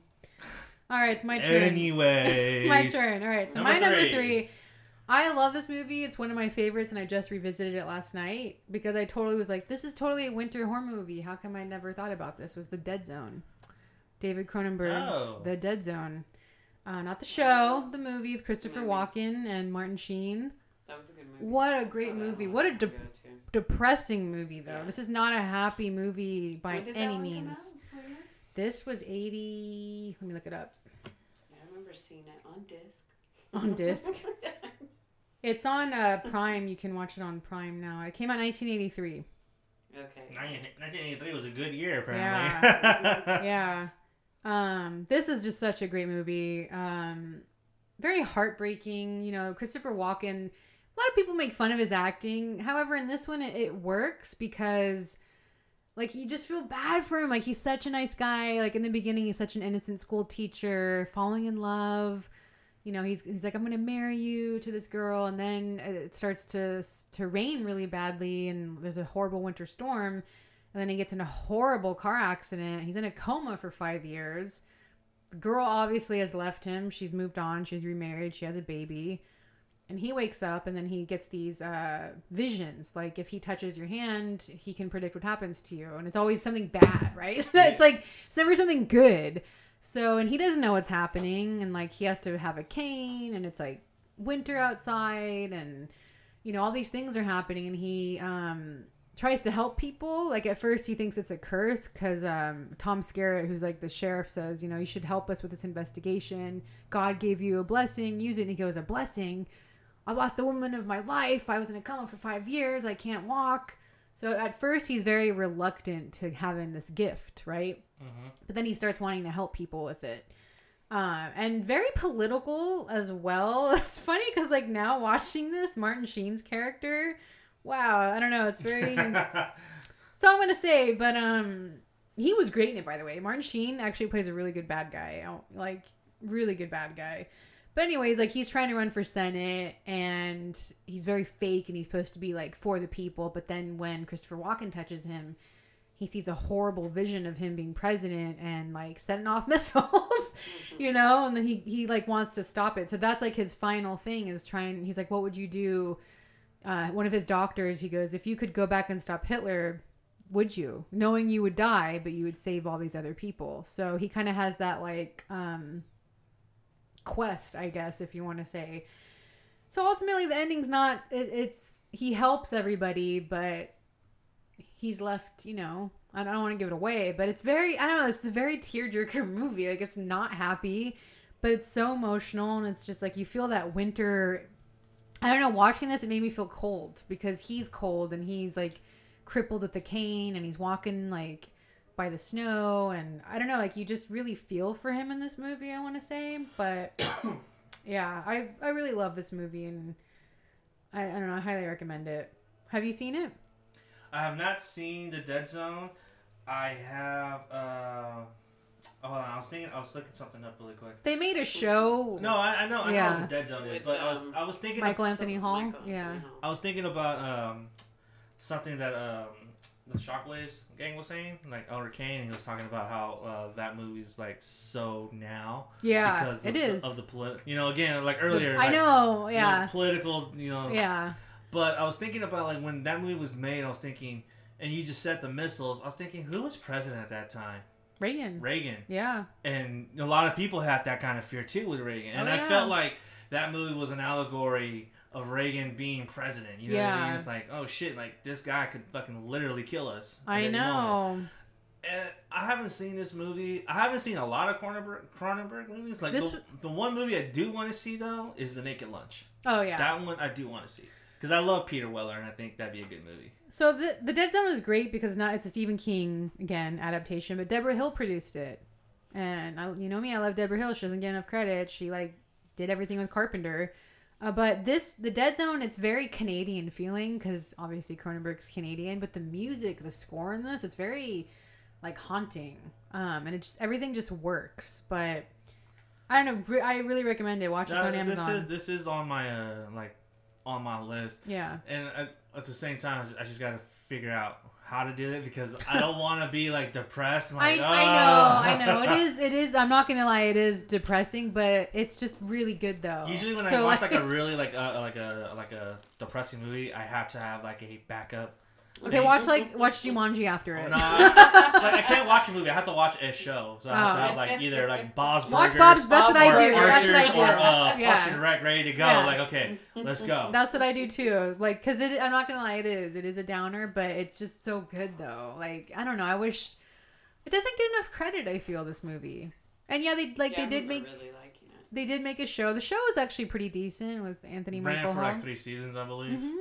Yeah, but. Interesting story. When I've been giving readings for a long time since I was a really young teenager, and when I started giving readings to people, I think I kind of was inspired by that movie. I would touch people. Yeah. Well, that was when I started giving. I would say, "Let me touch the hand. Hold your hand." Yeah. And I think that's kind of where I got the idea. I mean, it worked. Yeah. My readings were, but I would like.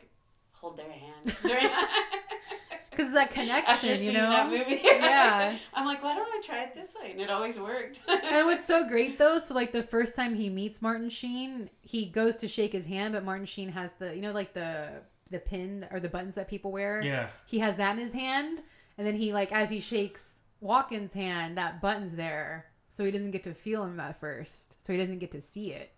It's not till later when he like feels something's up with this guy. then he shakes his hand with everybody else. And like, it's funny because like Walken's acting is like... Does she know about Walken's power? So everyone in the town finds out that this guy has a power. So I don't actually know if he knows. Everybody else does. Why would he have a button though? Like, here, vote for me.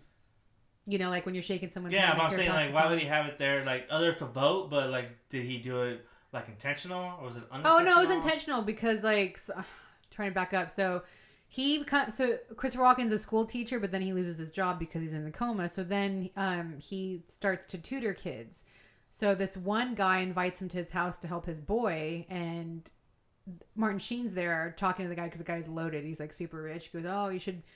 donate some money to me. And so he has like his buttons and everything. So he's on his way out as soon as Walken's coming in, and that's where he like does that.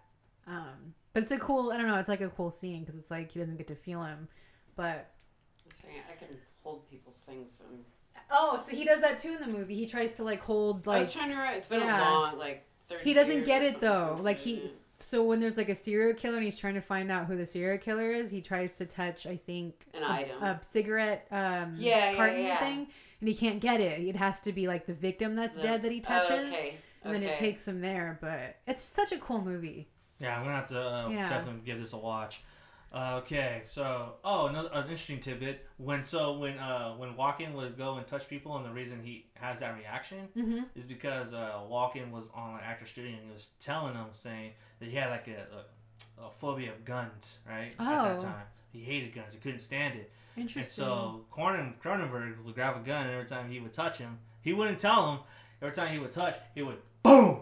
Oh my god! Shoot the gun. So the reaction is from Cronenberg shooting the gun. What? And it's just like yeah, because when he like, it looks like he's overreacting. Like, like his head's jerking back and like, And so that's Cronenberg in the back shooting the gun. That's so fucking funny. That's hilarious.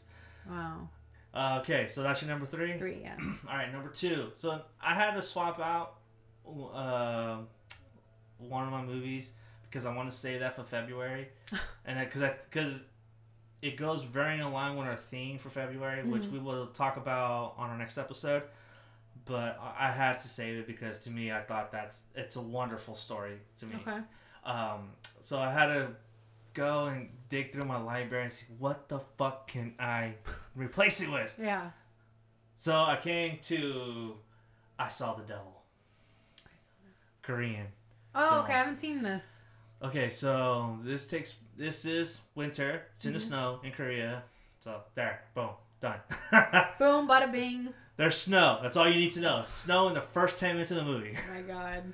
And so this follows a serial killer who kills a pregnant woman along who is trapped along on the highway in the snow, and he kills her, not knowing that she is married to a detective in the special police force, who is by Bong Hong-ki. I don't remember. Is it subtitle? Yes, it is. And so, anyway, they find her in the river. That's sad. And they find her, then they find out that she's pregnant, and then he fucking loses his mind. Oh. And he finds out who he is, and instead of taking him to jail, he beats the shit out of him and implants a tracking device into him. Oh, that's cool. So every time that he would follow him, and then just follows him to his crimes and stuff like that, and he'll show up, spoil his killing spree, beat the shit out of him again, like break him. And then there's one moment where I love this movie because this movie is so bonkers that there's another serial killer that this serial killer goes to. Oh. And he has a big house, and he's more of like the cannibal type. So he's like picking people off the fucking road, and he's eating them up and shit. Jeez. And they're all having dinner, and then the dude shows up and kills the other serial killer, kills his wife, and then oh my god, breaks this guy's arm. And the detectives? Yeah, the detective breaks the serial killer's arm and his finger and all that stuff in the greenhouse, and then calls the ambulance, and he tells them, "You're not gonna die yet.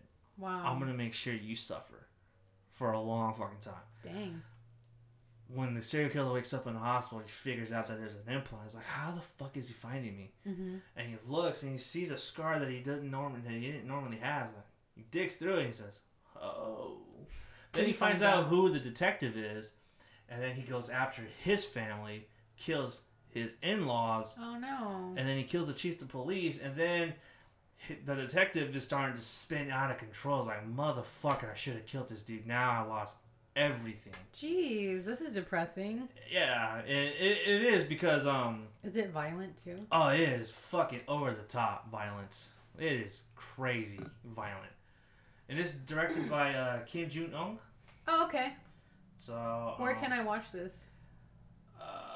It is on Prime for $2. I thought it wasn't on Netflix or Shudder. It's on Hulu. I don't have Hulu. You kind of asked for it there.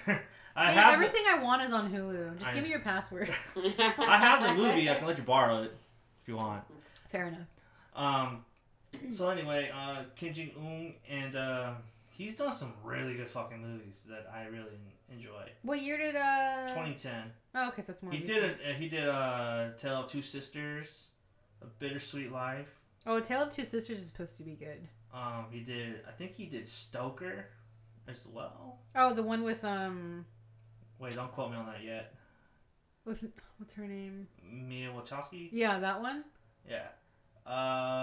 The Good, the Bad, the Weird. It's a Korean Western movie, which is fucking awesome. But I really liked this movie, and when I first saw this movie, it was a blind buy. Yeah. Honestly, and so I was like, I'm gonna check this out because I read the bag and I thought this sounds pretty cool. And when I saw this fucking movie, it did not disappoint.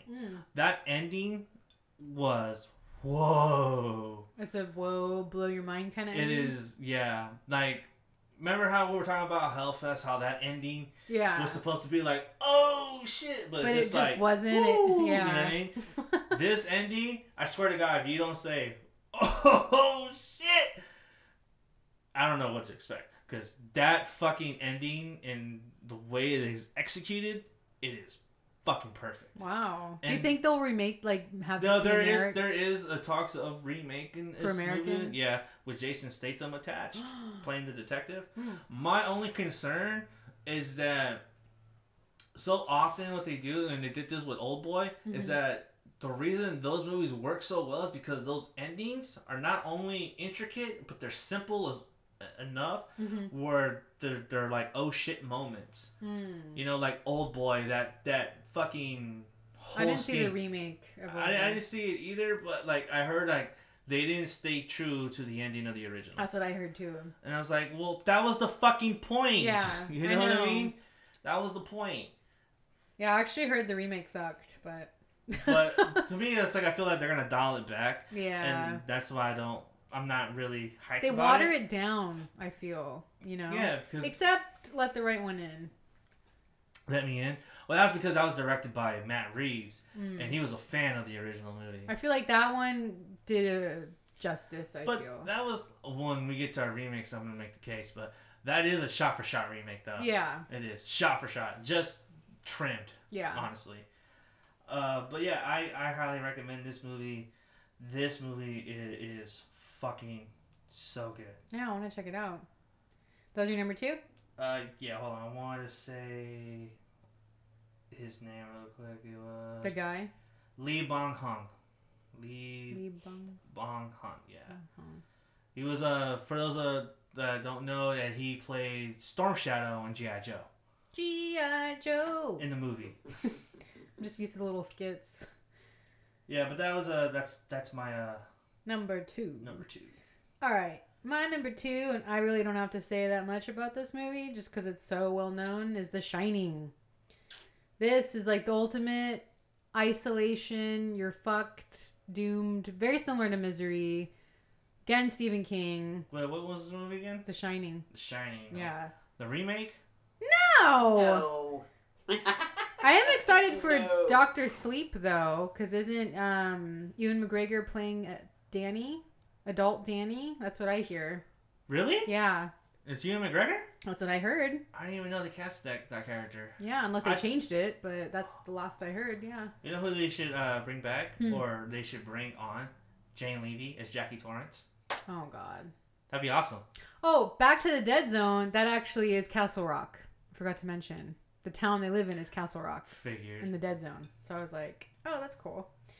But yeah, anyways, The Shining, I mean, this is just it's a popular movie. I know I like to do the unknowns, but I can't help but think of winter and not think of Jack Nicholson freezing to death. That image is just like what you think when it gets cold in California. As soon as it's like 60 degrees, right? But yeah, like that's just the ultimate, you know. The beginning is not winter, but once it does take place in winter, you just feel it. You feel them going crazy. Isolation, gets dark, snowstorm. That's like the ultimate right there. Yeah. Yeah. And the fact that Jack Nicholson loses his fucking mind over the course of fucking 2 hours. Yeah, is it's amazing. just great. It's like. And then Shelley Duvall is right with him. Right? Yeah. But she's suffering for a whole another fucking From reason. Kubrick, yeah. But yeah, it's just such a good movie and one of the best performances. I don't know. A lot of people shit on The Shining, like the remake. Really? The one. Oh, the remake. The guy from Wings. Yeah. Which is why they shit on it. You remember that show? Yeah. A lot of people. I don't think people give that a fair shot though. I think another reason why they shit on it too so much is because it was an ABC special. Too. And wasn't it supposed to be closer to the book? Yeah, it was closer, and it was actually filmed at the Colorado? Stanley Hotel In Colorado, yeah. right? I wish they had that Stanley Film Festival still. Oh, I know. I wanted to go to that, and they only had it for like 4 years, and then I think 2 years ago was this last year, and then they actually moved it to the Overlook Hotel. I want to go stay there at some point. I've never been to Colorado, but I've been. So the exterior of the Overlook is in Oregon. And I went there and it was snowing and I had like a dress on and like boots. I was skidding all over that parking lot trying to get to the door. It's a cool place though. Okay. First question. Why the fuck would you be wearing a dress in the snow? Because where I was staying at, we drove there. Where I was staying at, it wasn't snowing. It was just raining.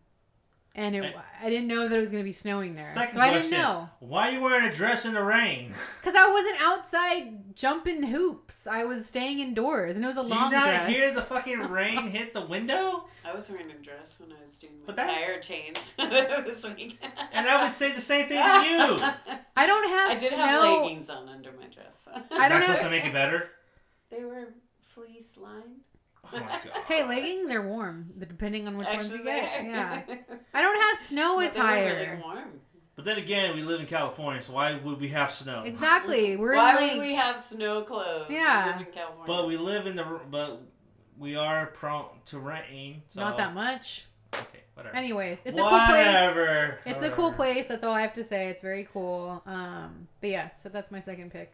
The Shining. You're not to get off on the tangent. Did you ever see that documentary, Room 237? Oh yeah. Oh, I love that fucking all documentary. the like Apollo stuff. Yeah. And the Native American stuff. It's really interesting. That is interesting. Yeah. Okay, so number one. Dun, dun, dun. Which is not really your number one pick. Shut up. The Gray. I have not seen this. With Liam Neeson. Now I have to say, I'm not a big Liam Neeson fan. What? He's great. He is, but only in certain movies. Darkman. Yeah. Yeah, perfect example. But this one right here is a fucking great movie, though. So, like, okay, when this came out, there was a lot of animal right protests going on. Yeah. And is it because they treat the wolves like shit in this? Or is it because they don't want to give wolves a bad rep like how this was? No, it's... Okay, so... That's why I didn't see it. Really? Yeah. And I think that's why it hurt this movie theatrically, because a lot of those protesters, and it's not because of the way they were treating, it's because like it's wolves. The stigma. It's like wolves are hunting these guys. Yeah. But these guys are trying to do whatever it takes to survive. The movie's not really about the guys killing the wolves. It's about these guys. They're trying to survive. They're trying to survive. And so trying to find a way out. It's a survivor movie? It's a survivor film. It's just along the lines as The Ritual. Okay. So, and the wolves feel really supernatural in this movie. They feel like demons. They feel possessed. It's like a Ghost in the Darkness, where the lions feel real supernatural and real light and like a real life monster. These wolves come off as monsters. They come off as demons because the way that they move and the way that they think. Like, they're like 2-3 steps ahead of them. Yeah. And it's like, whoa. And the wolves are hardly in it. Where does it take place in Alaska? Or where does it takes place in Alaska. So, Liam Neeson plays a sniper. And his job, which is a real job out in Alaska, is him walking the perimeter to keep the wolves away from, biting. Getting in and, like, killing the people that work at the oil rigs, right? That's a real job title. That's scary. That's what he has to do. He has to make sure and provide safety for all of them. That's really scary. On holiday, they're all going to leave, and so they all get on a small plane. They're going home. It's like, okay, let's go. Something happens with the engine, and the plane fucking crashes. Oh, no. And so the plane crashes. Half of them die while the other half scatter. They all come together. It's like, okay, we got to figure out a way to survive. And the wolves don't show up till like maybe 30 minutes into it. But there's an interesting tidbit where one of the wolves is staring at Liam Neeson, and he's like patrolling, looking for a way to come in. But Liam Neeson, he has him in his sights. Yeah. He doesn't pull the trigger because he's like, no, he's just a patroller. He's not coming in. But it was like those wolves were following that plane. It was just... They're smart. And it's just amazing the way like they were thinking. And so when they come together and the wolves attack one of them, and then that's when the stakes are raised. Like, shit, we need to go. Yeah. There's this interesting scene when they're sitting around the fireplace. Like, they create a fire to keep warm. Like, and the wolves are surrounding them. Like, ooh. Howling and stuff. Yeah, and they hear him. I was like, fuck. The way this movie looked, it didn't look like Liam Neeson had shelter. It looked like he was like out like in the rural... He was really grappling. He fucking looked like Mr. fucking Lumberjack. Really? Yeah. And to me, and you got Frank Grillo in here. Oh. I like him. You got a really good ensemble cast in here, and it's really about these guys trying to survive and these wolves picking these dudes off. Do they kill the wolves? They kill one. But the wolves end up getting the whole team. But you have to watch, because the way this movie ends, you're like, holy shit, right? And like then punch a wolf. And then it ends, and then it's like, what the fuck? But you gotta stay to the credits though. Why? Just tell me. I'm not gonna watch it. You're not gonna watch a movie? No. Seriously? Well, is it on anything? Or do you have to pay? You have to pay for it. I'm not gonna pay. Oh my god. It's people like you that ruin movies. So just anyway, okay, so the wolves, they kill everyone except Liam Neeson. Of course. And he grabs like these bottles, like these miniature vodka bottles, and he breaks them. Don't break the vodka. He breaks them, and then he tapes them onto his hands, like Wolverine. Yeah. And he goes down, and he falls down, and then he falls into the wolves' den, like into their den where like there's a bunch of skulls and shit. And it's like it's the same kind of den, but just like on a waterbed, like in Ghost of the Darkness. You know how they went into the cave and they saw all those skeletons? Yeah. And the same deal, and you saw those kind of skeletons too. To see all the people that they've killed. Yeah, and it's like, fuck. And they find out that they're in their lair. And it's like, shit.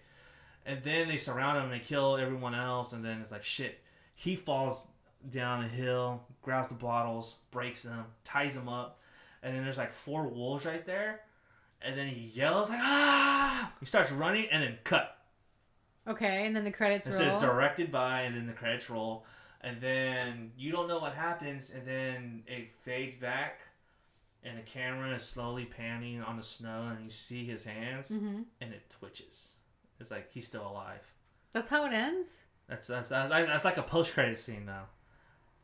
The post-credit scene, because a lot of people said that he died at the end of the movie. But if it twitches. Well, because he moves his hand like... That means he's alive. Yeah. Yeah. And so he moves his hand and it's like, oh shit, he's still alive. Like, how is that? He took on 4 fucking wolves. The wolves would kill you like that. There's no way anyone would survive. Unless you had fire or like a gun. You'd be dead. Yeah, and I don't know, but you know, again, it's a movie, and to me, I was like, you know what? This fucking movie is awesome. I really enjoyed this movie, and to me, it's really suspense. It's really tense. I like movies like that. And it's snowing, right? Yeah, they're in the snow. Is there blood? Tons of it. Another thing too, I think it was like another thing that kind of bugged me is that it was CGI blood in certain spots. Oh, see, that ruins it for me. It takes me out of it because it's that's what the new It had. Yeah, but my number one, The Gray, that's a good pick. That's a really fun movie. I highly recommend you watch that though. We'll see. No, we'll see. You need to watch it. You gotta watch The Dead Zone. All right, my number one, and it's one of my top films, is John Carpenter's The Thing. This is okay. Hold on. And we had a fight, like, who was gonna do this? Yeah, we almost came to blows. But you don't like sci-fi as much as I do. No, that's not true. I just don't like the kind of sci-fi you like. You like The Thing? Yeah, but that's sci-fi horror. I like Annihilation. You don't like Annihilation. Because I don't like Natalie Portman. You don't like sci-fi. That's why. I love, like... Okay, we'll put an end to this debate. All right, anyways. No. I'm going to ask you a question. What? This is going to end the debate. Did you like Ex Machina or not? I haven't seen it. Oh.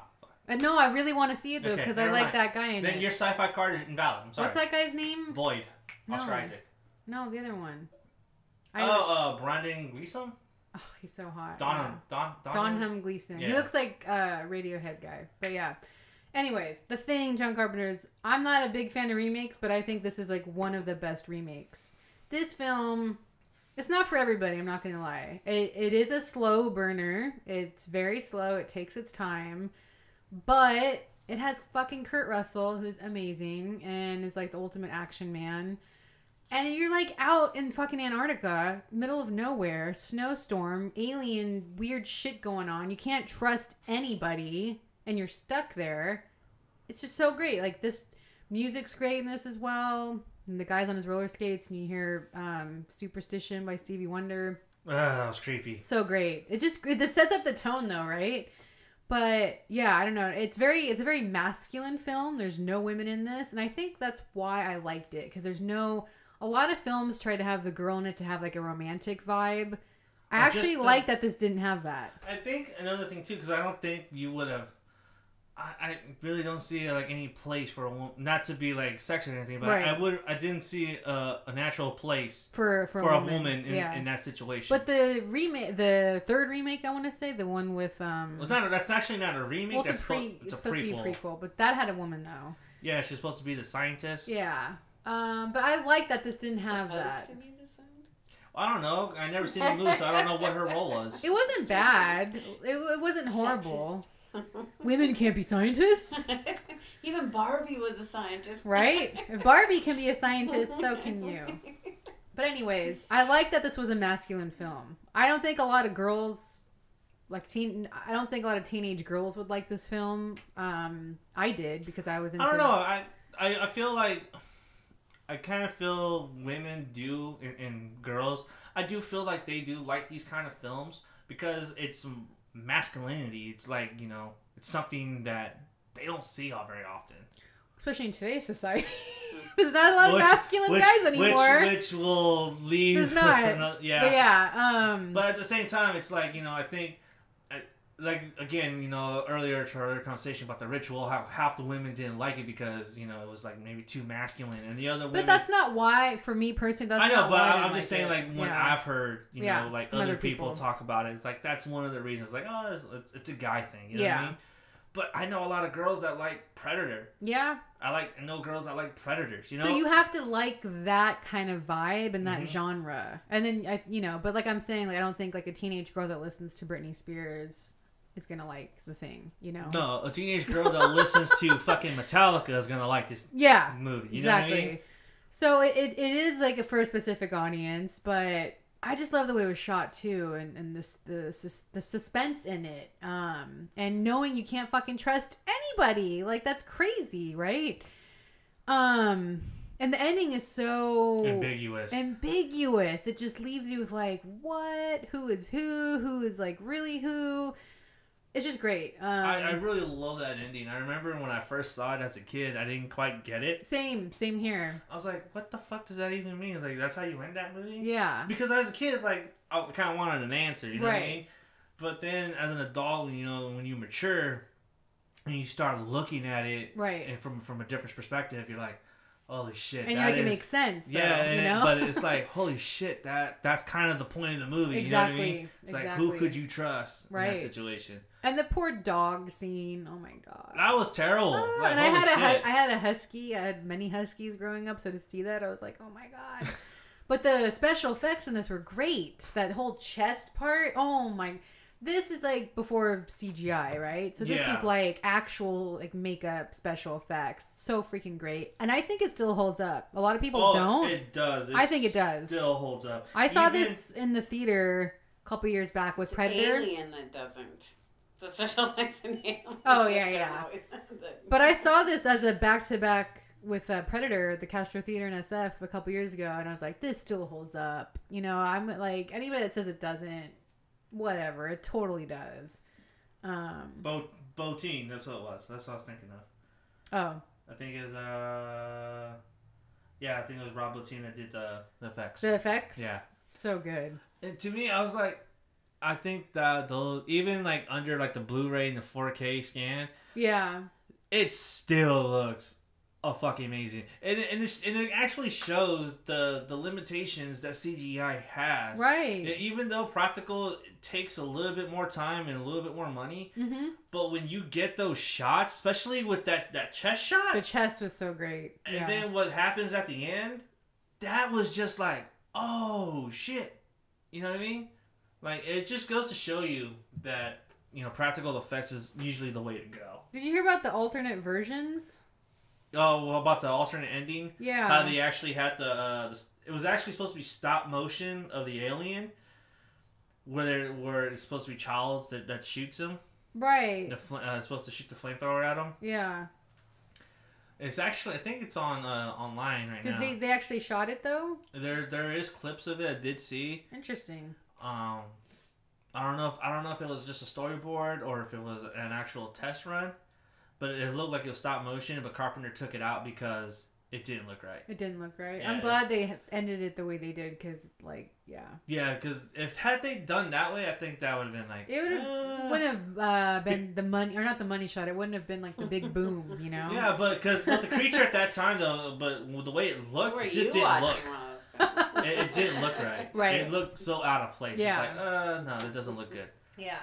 But this movie's, I don't know, I just love it. I love watching it in winter, too, and just like, oh, man, This played at a midnight screening at the Del Mar 2 years back, and I fucking regret it. Oh, you didn't get to see it? I didn't get to go. It's really cool to watch on the big screen. They had a Carpenter weekend, and it was Escape from New York Friday night, and then The Thing Saturday night. I was like, I wanted to go. Right, I don't know why I didn't go Friday night because I was supposed to go with my friend George and my lady. I don't know what happened. My lady. I don't know what happened, but we ended up going, and I was kicking myself. I was like, fuck. I feel like Escape from New York, you could pass on the big screen, but The Thing on the big screen is really great because he uses all those wide shots. Yeah, and the thing about that was it was the 4K restoration. Oh. And I wanted to see how it would look on the big screen. I thought that would have been really cool. Try to watch it the next time it comes, even if it's not the 4K, because it's just like, and the audience is just so into it too, especially the chess scene. It's just fun. This is a good group movie too. Yeah, it is. Like this with Predator, I could totally see being a group. What I want to do is try to watch the Apocalypse trilogy that this is a part of. Mm-hmm. This, Prince of Darkness, and In the Mouth of Madness, and watch them all back to back. Yeah. And see how these films are connected. Although the themes they're connected, but I want to see not only thematically, but I want to see if the creature itself is like, conjoined with all together. Yeah, it's like putting it all together. Prince of Darkness, I don't remember loving. I've never seen Prince of Darkness. I've seen it once, or actually twice, but it's been a while. I'd have to revisit it, but I don't remember like loving it. No, it's just kind of like eh. In the Mouth of Madness was good. It was never like my top favorite. That was like one of my favorites. But I do really enjoy it. That was one of my favorite movies. And I really love Sam Neill. He's great in it. I love how he just loses his fucking mind at the end. It's like, he's underrated too, I think, Sam Neill. Oh, yeah. And he plays a good bad guy too in Event Horizon. He was great. But, yes, that could actually apply for Winter, actually. It could. Too. Yeah, I was thinking that too, but I was like, see, this is why my list was really hard for me, because even Insomnia, like, that's a freaking great winter movie. Even though it's more thriller than horror, that's a freaking great one too. That is a good one. Just don't watch Iced. I don't know. You got me kind of curious now. Oh my god, it's so bad. So, like, when I first started, you can find it on YouTube. When I first watched it, the beginning is great because it's like a very low angle shot of a skier, and it looks like it's nighttime, and then it has like the poles, and it's like really dramatic, and then it like freeze frames.